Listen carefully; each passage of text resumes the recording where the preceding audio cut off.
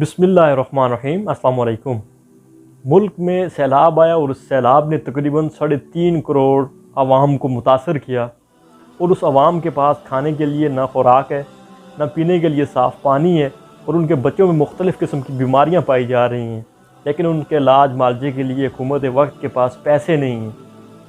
हुकूमत वक्त पैसा ख़र्च नहीं कर रही है उसके ऊपर। वज़ीर-ए-आज़म शहबाज शरीफ साहब बैरून मुल्क रवाना हो चुके हैं सरकारी दौरे के ऊपर।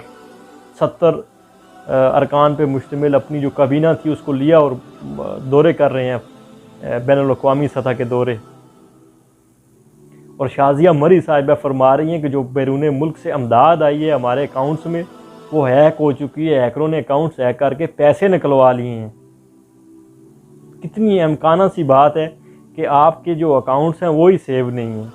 मैं नहीं समझता हूँ कि किसी हैकर ने ये चोरी की होगी। आप लोग तो हो ही ठग, हो ही चोर। मैं कैसे समझ लूँ, मैं कैसे शाज़िया मरी की बात पे यकीन कर लूँ कि ये पैसे किसी हैकर ने चोरी किए हैं। ज़रूर आप लोगों ने इस पैसे में खुर्द बुर्द की है। शुरू दिन से तकरीबन 75 साल की तारीख़ है पाकिस्तान की आज़ादी की। 75 साल में 35 साल जो हमारी इस्टेब्लिशमेंट में हमारे ऊपर गुजारे हैं और 35 साल इन लोगों ने हमारे ऊपर गुजारे हैं। इस PDM के टोले ने जो आज इकट्ठे हैं मुख्तलिफ़ तरीक़ों से ये वारदात करते थे।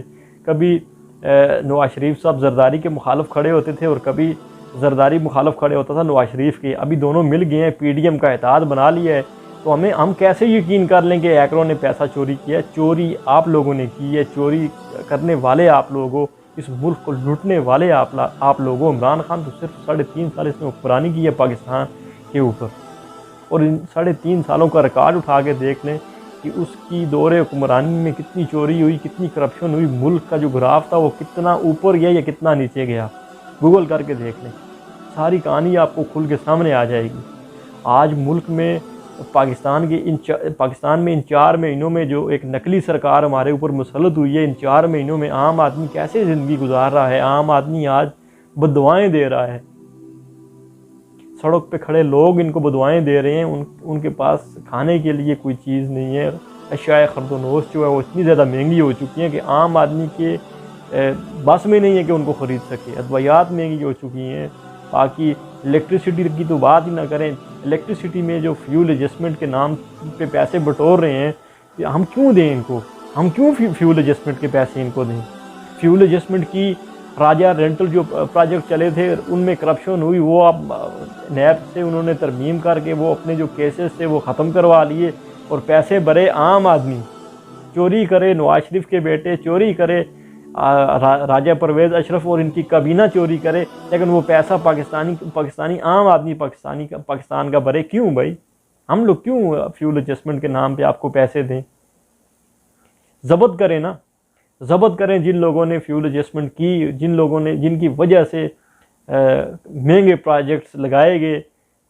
क्यों आपने तेल के ऊपर बिजली पैदा की? हमारे मुल्क में पानी की कमी तो नहीं है।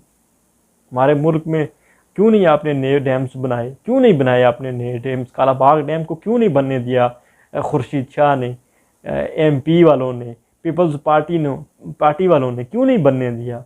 वजह यही है कि इनकी करप्शन ख़त्म हो जाती है। अगर ये डैम्स बन जाते हैं, इलेक्ट्रिसिटी पूरी हो जाती है, तो ये करप्शन कैसे करेंगे? महंगे प्रोजेक्ट्स कैसे लेके ना लें बैरून मुमालिक से?